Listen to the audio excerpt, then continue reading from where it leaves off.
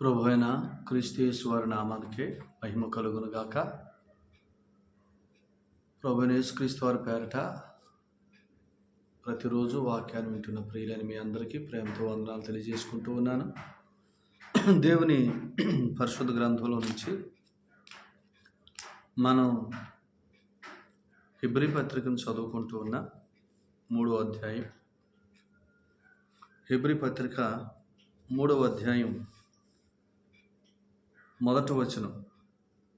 ఇందువలన పరలోక సంబంధమైన పిలుపులో పాలు పొందిన పరిశుద్ధ సహోదరులారా, మనం ఒప్పుకున్న దానికి అపోస్తలుడును ప్రధాన యాజకుడైన యేసు మీద లక్ష్యముంచుడి.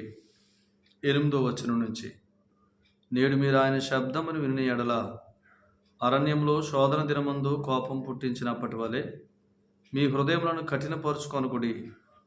40 సంవత్సరములు నా కార్యములను చూచి మీ పితరులు నన్ను పరీక్షించి శోధించిరి.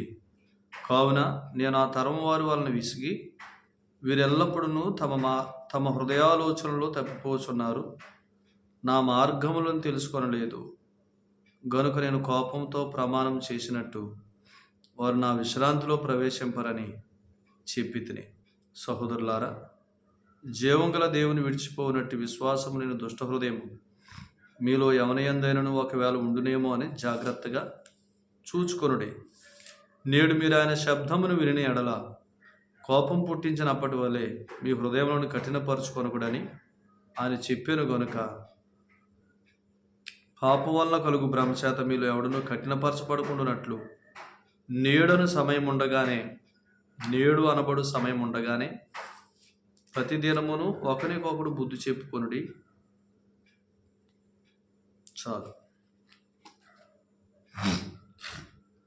పరిశుద్ధుడైన తండ్రి, ప్రేమ కలిగిన మా ప్రియ పరలోకపు దేవా, మీకు వందనములు.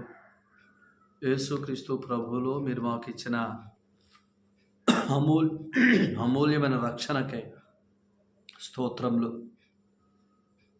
రక్షణ స్వాస్థ్యాన్ని బట్టి కూడా స్తోత్రములు. ప్రతిరోజు మీరు మాతో మాట్లాడుతున్నారు, మేము రక్షణ స్వాస్థ్యం అనుభవించాలని. కనుక ప్రతిరోజు వాక్యం వింటూ నాయన మీ ప్రత్యక్షతను చూస్తున్నామంటే ఖచ్చితంగా మేము రక్షణ స్వాస్థ్యం అనుభవిస్తాం. ఈరోజు కూడా మాతో మాట్లాడండి, మీ కుమారుణ్ణి మాకు బయలుపరచండి. మా జీవమైన క్రీస్తును, మా సర్వమైన క్రీస్తును మాకు బయలుపరిచి మీ ఆత్మ ద్వారా మమ్మల్ని నడిపించమని, మీ దోషునికి వాక్శక్తి దయచేయమని యేసు ప్రభు వారి పట్ల ప్రార్థన చేస్తున్నాం తండ్రి. ఆమేన్. ప్రభునందు ప్రియులారా, దేవుని పరిశుద్ధ గ్రంథంలో నుంచి మనం హెబ్రీ పత్రిక 3వ అధ్యాయం 1వ వచనం చదువుకున్నాం. ఆ తర్వాత 8వ వచనం నుంచి కొన్ని వచనాలు చదువుకున్నాం. 3వ అధ్యాయం 1వ వచనంలో ఇందువలన పరలోక సంబంధమైన పిలుపులో పాలు పొందిన పరిశుద్ధ సహోదరులారా అని అన్నాడనంటే, ఇందువలన అని స్టార్ట్ చేశాడంటే, ఎందువలన అంటే పైన చెప్పాడు. 1వ అధ్యాయంలో పాపముల విషయంలో శుద్ధీకరణం పొందిన కారణం చేత. పాపముల విషయంలో శుద్ధీకరణం పొందాం. ఎంతగా పొందామంటే 2వ అధ్యాయం 2వ వచనంలో ప్రతి అవిధేయతకు, ప్రతి అతిక్రమానికి న్యాయంగా దేవుడు మన ప్రభువైన యేసుక్రీస్తు వారు ఎంత ప్రతిఫలం చెల్లించాలో అంత ప్రతిఫలం చెల్లించి మనకి శ్రేష్టమైన ప్రాయశ్చిత్తాన్ని ఆయన జరిగించాడు. కాబట్టి మనందరికీ రక్షణ స్వాస్థ్యం ఉంది. ఇప్పుడు దాన్ని ఏమన్నాడంటే, ఇందువలన పరలోక సంబంధమైన పిలుపులో పాలు పొందిన పరిశుద్ధ సహోదరులారా అని అన్నాడు. ఆయన పాపములకు శుద్ధీకరణం చేశాడన్న సంగతిని విశ్వసించి, ఆయనందు విశ్వసించి పాపక్షమాపణ పొంది దేవుని ప్రజలకు ఆయన సిద్ధం చేసిన స్వాస్థ్యమని చెప్పబడుతున్న జీవితంలోనికి ప్రవేశించిన వారులారా అని దీని అర్థం. అంటే పరలోకంలో కూర్చోబెట్టబడిన వారులారా అని అర్థం. మీరేం చేయాలా? నేడు అంటే ఏమని చెప్పాం? నేడంటే ఈరోజు అని కాదు, నేడు అని అంటే ఒక సమయం. నేడంటే ఒక సమయం. ఆ సమయాన్ని మనం ఏమన్నాం? ఆ సమయం సంఘకాలం. ఆ సమయం ఏంటి అని అంటే సంఘకాలం.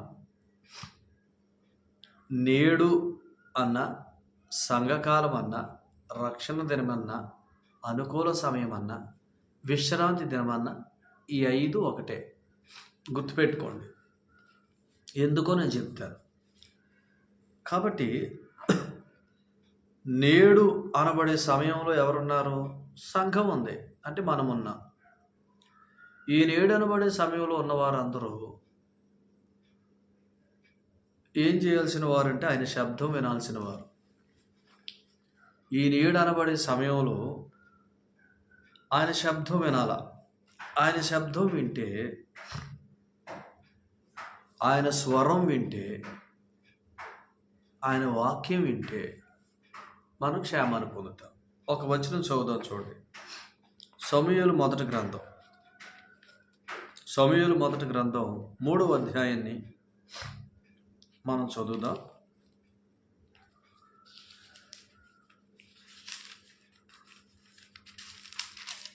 సమూయేలు మొదటి గ్రంథం 3వ అధ్యాయం. బాలుడైన సమూయేలు ఏలి ఎదుట యెహోవాకు పరిచర్య చేయుచుండెను. ఆ దినములలో యెహోవా వాక్కు ప్రత్యక్షమగుట అరుదు, ప్రత్యక్షము తరచుగా తటస్థించుట లేదు అన్నాడు. ఇప్పుడు బాలుడైన సమూయేలు ఏలి ఎదుట యెహోవాకు పరిచర్య చేయుచుండెను అనే మాట మనం చూస్తున్నాం. ఇంకా బాలుడిగా ఉన్నాడు సమూయేలు, అప్పుడే వచ్చాడు. అయితే సమూయేలు వచ్చే సమయానికి అక్కడున్న దినాలు ఏంటంటే దేవుని వాక్యం ప్రత్యక్షం అవట్లేదు. వారెవరికి కూడా దేవుని వాక్యం ప్రత్యక్షం అవట్లా. దేవుని వాక్య ప్రత్యక్షత లేదు. ఆయన స్వరం లేదు, ఆయన శబ్దం లేదు. మనం ఇక్కడ చదువుకున్న రీతిగా శబ్దం ఎవరికి వస్తుంది? ఎవరైతే పరలోక సంబంధమైన పిలుపులో పాలు పొందారో వారందరికీ శబ్దం వస్తుంది. ఎందుకు? 1వ అధ్యాయం 2వ అధ్యాయం ప్రకారం యేసు ప్రభునందు విశ్వాసం ఉంచిన వారు పాపముల విషయంలో శుద్ధీకరణం పొందారు.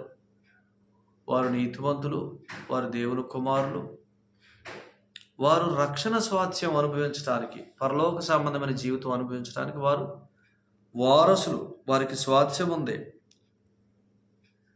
కాబట్టి వారందరిని ఏమన్నాడు? పరలోక సంబంధమైన పిలుపులు అంటే ఆ రక్షణ స్వాస్థ్యాన్ని, ఆ పరలోక సంబంధమైన జీవితాన్ని అనుభవించడానికి పిలువబడిన వారులారా, మీరు ఎవరి మీద లక్ష్యం ఉంచాలన్నాడు? యేసు మీద లక్ష్యం ఉంచండి అన్నాడు.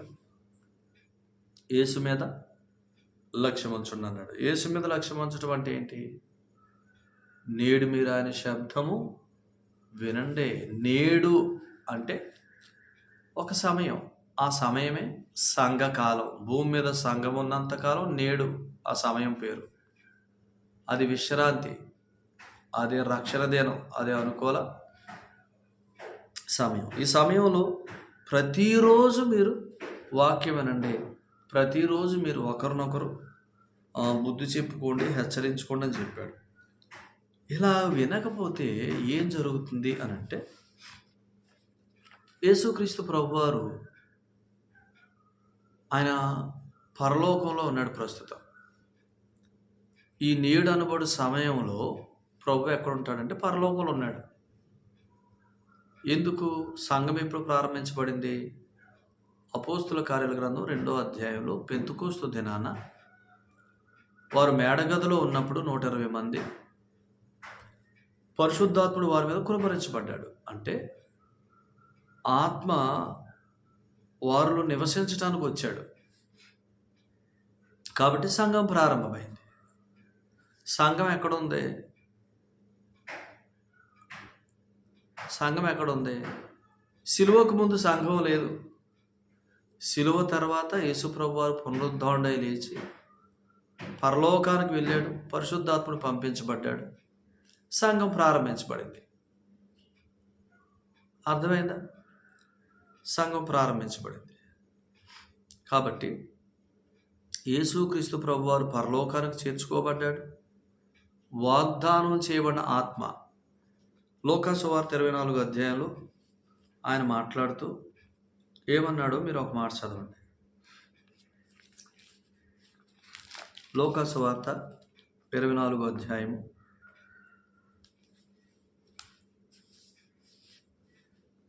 48వ వచనం. ఈ సంగతులకు మీరే సాక్షులు. 49. ఇదిగో నా తండ్రి వాగ్దానం చేసినది మీ మీదకి పంపుచున్నాను. మీరు పైనుండి శక్తి పొందు వరకు పట్టణంలో నిలిచుండుడని వారితో చెప్పాను అని చెప్పి 50వ వచనంలో ఆయన 51వ వచనంలో ఆయన పరలోకానికి వెళ్ళాడు.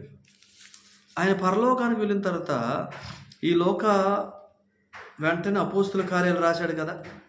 అపోస్తుల కార్యాల గ్రంథం రాసింది కూడా ఈ లోకా గారే. ఇప్పుడు ఈయన ఏమి రాశాడు? ఆయన పరలోకానికి వెళ్ళిన తర్వాత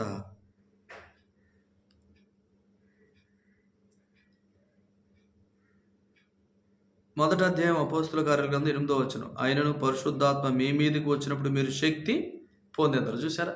లూకా సువార్త 24:49లో వాగ్దానం చేసిన ఆత్మ అంటే పరిశుద్ధాత్ముడు, మీరు శక్తి పొందుతారన్నాడు. ఆ శక్తి ఏంటంటే పరిశుద్ధాత్ముడు అనమాట. 2వ అధ్యాయంలో పెంతెకోస్తు దినాన పరిశుద్ధాత్ముడు పంపించబడ్డాడు. ఈ 2వ అధ్యాయంలో వచ్చిన పరిశుద్ధాత్ముడు ఎవరంటే విశ్వసించిన వారందరిలో, అనగా క్రీస్తు రక్తము చేత విమోచించబడిన వారందరిలో సదాకాలం నివసించడానికి వచ్చిన పరిశుద్ధాత్ముడు. యోహాను సువార్త 14:16లో నేను వెళ్ళిపోతున్నాను, ఆదరణకర్త మీ దగ్గరకు వస్తాడు, ఆయన మీతో ఉంటాడు, మీలో ఉంటాడు, ఎల్లప్పుడూ ఉంటాడని ప్రభువే చెప్పారు. అంటే సిలువ తర్వాత పరిశుద్ధాత్ముడు క్రీస్తు రక్తము చేత విమోచించబడిన వారందరిలో సదాకాలం జీవిస్తున్నాడు. సిలువకు ముందు ఆయన సదాకాలం జీవించలేకపోయాడు ఎవరిలోనూ. సిలువకు ముందు ఉన్న భక్తులు ఆత్మచేత ప్రేరేపించబడ్డారు, ఆత్మచేత వారు నడిపించబడ్డారు. కానీ ఆత్మ వారిలో నివసించలేదు. కారణం, సిలువకు ముందు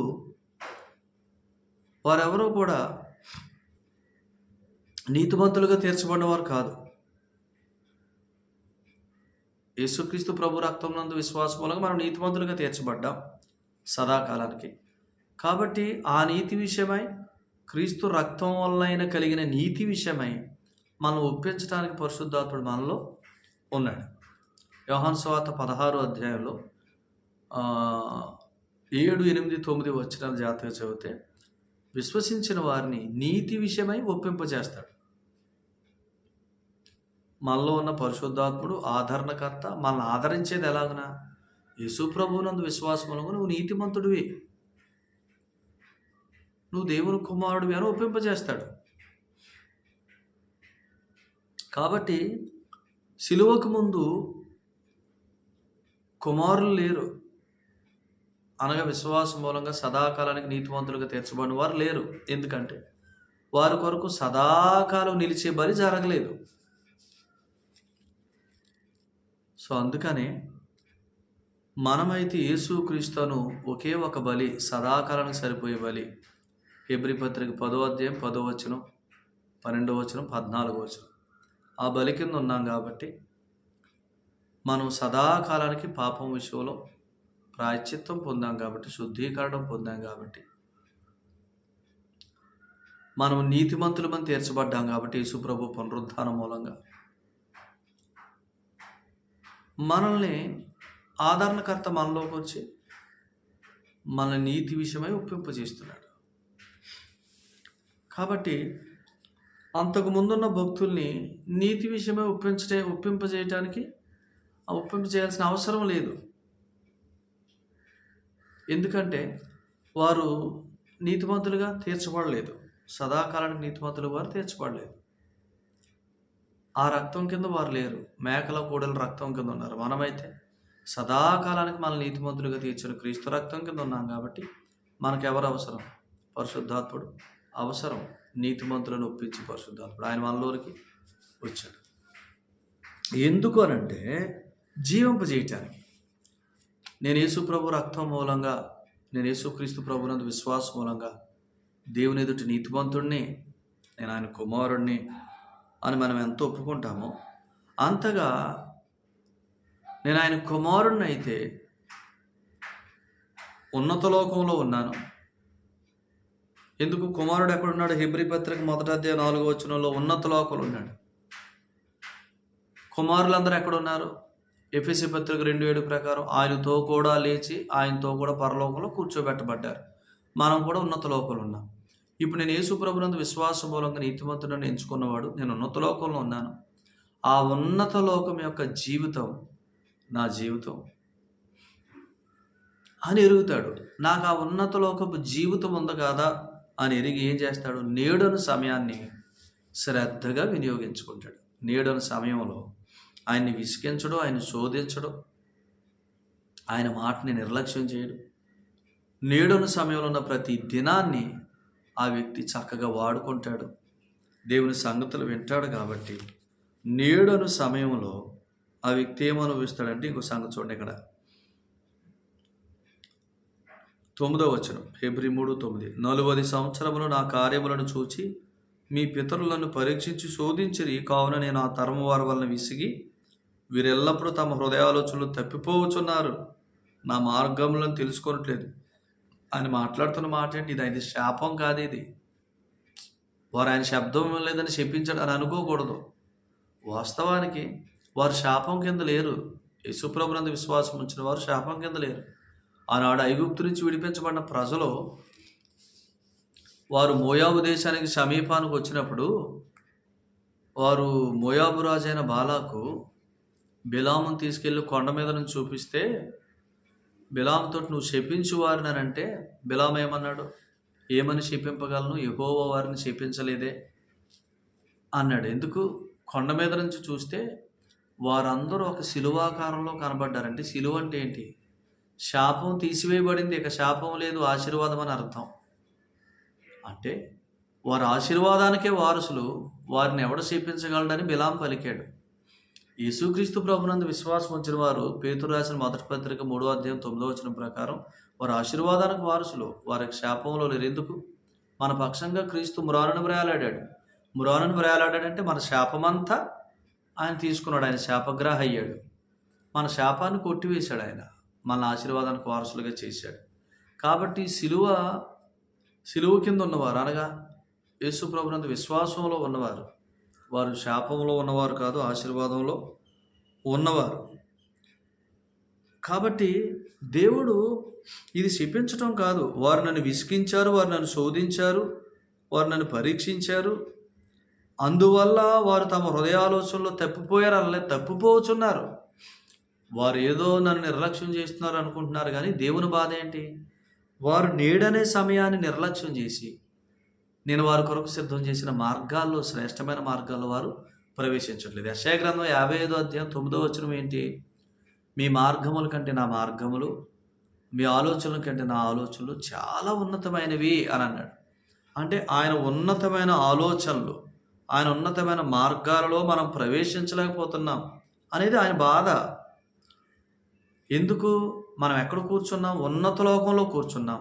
ఆయన ఉన్నతమైన ఆలోచనలు మనం ఎరగలేకపోతున్నాం. ఆలోచనలో మనం ఎంటర్ అవ్వలేకపోతున్నాం. ఆయన ఉన్నతమైన మార్గాలు మన కొరకు సిద్ధం చేసిన వాటిలో ఎంటర్ అవ్వలేకపోతున్నాం. కారణం, ఉన్నత లోకంలో కూర్చున్నామన్న అనుభవం లేని కారణం చేత ఆ ఉన్నత లోక సంబంధమైన జీవితాన్ని మనం గొప్పగా ఎంచట్లా. అందుకనే మనం ఆయనతో హత్తుకొని జీవించలేకపోతున్నాం. నేడనే సమయంలో ఆయనతో హత్తుకొని జీవించలేకపోతున్నాం. ప్రతిరోజు ఆయన హత్తుకోవాలా, ఆయనతో క్లోజ్గా ఉండాలి. యోహాను 1వ పత్రిక 1వ అధ్యాయం 4వ వచనంలో మన సహవాసం అయితే 3-4 వచనాలు, మన సహవాసం అయితే తండ్రితో కూడాను ఆయన కుమారుడైన యేసుక్రీస్తుతో కూడాను ఉన్నది అన్నాడు. దీన్ని బలపరచడానికి ఆయన ఏం చెప్పాడు? యోహాను సువార్త 17వ అధ్యాయం 22లో, నీవును నేనును ఏకమైనలాగున తండ్రి, నీవు నాకు ఇచ్చిన వారు కూడా మనతో ఏకమై ఉన్నారని అన్నాడు. చూసారా? మనం తండ్రితో ఏకమై ఉన్నాం. కుమారుల్లో తండ్రి కుమారుడు ఎలా ఏకమై ఉన్నాడు, మనం అలా ఏకమై ఉన్నాం. మనలో పరిశుద్ధాత్ముడు ఉన్నాడు. అందుకనే మన సహవాసం అయితే తండ్రితో కూడా, ఆయన కుమారుడైన యేసుక్రీస్తుతో కూడా ఉన్నది. ఆ పరలోకపు సహవాసాన్ని అనుభవిస్తూ నేడనే సమయంలో, ఈ సంఘ కాలంలో మనం ఆయన శ్రేష్టమైన ఆలోచనలో ప్రతిరోజు ప్రవేశించడానికి, ఆయన శ్రేష్టమైన మార్గాల్లో ప్రతిరోజు ప్రవేశించడానికి, ఈ నేడనే సమయంలో ప్రతిదినము ఆయన శ్రేష్టమైన ఆలోచనల చేత మనం నడిపించబడటానికి, ఆయన శ్రేష్టమైన మార్గాల్లో మనం నడవటానికి ఆయన ఇష్టపడుతున్నాడు. అందుకని ఆయన బాధపడుతున్నాడు. మీరు నన్ను విసిగించాను అనుకుంటున్నారు, నన్ను స్కిప్ చేశాను అనుకుంటున్నారు. చాలామంది ప్రార్థన దేవుని సంగతుల్ని ఎగ్గొట్టినందుకు సంతోషిస్తారు. ప్రభు ఏం చేస్తున్నాడు? వారి విషయంలో బాధపడుతున్నాడు. ఎందుకు? ఆయన శ్రేష్టమైన మార్గాల్లో, ఆయన శ్రేష్టమైన ఉద్దేశాలు, ఆలోచనలు వారు ఎరగలేని వారుగా అయిపోయారు. అందుకని ఆయన బాధపడతాడు. సో అందుకనే ఇక్కడ ఆయన ఏమన్నాడు చెప్పండి. ఒక మాట చదవండి. యెషయా గ్రంథంలో ఒక వచనం మనం చూడండి.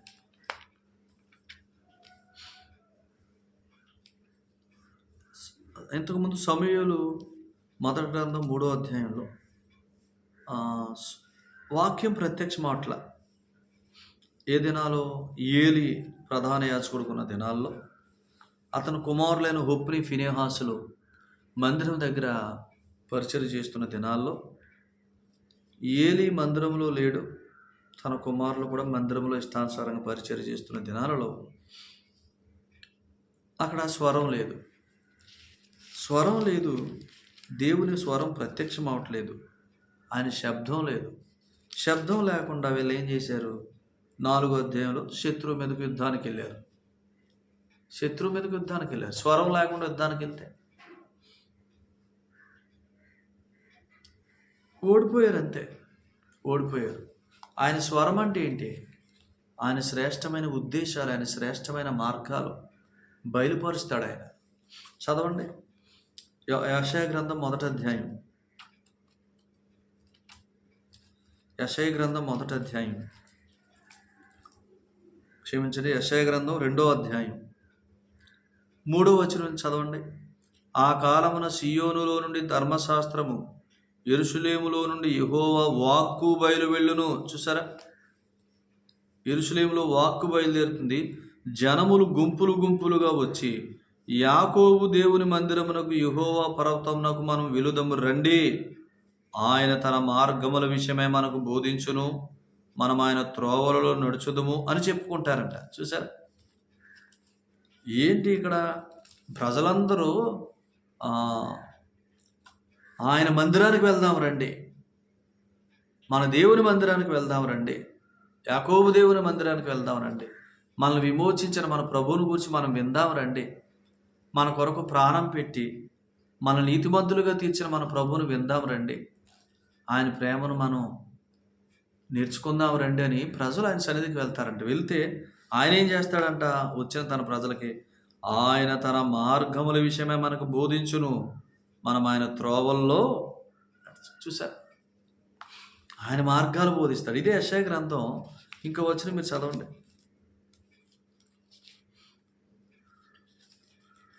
యెషయా గ్రంథం 43వ అధ్యాయంలో కూడా ఒక వచనం చూడు.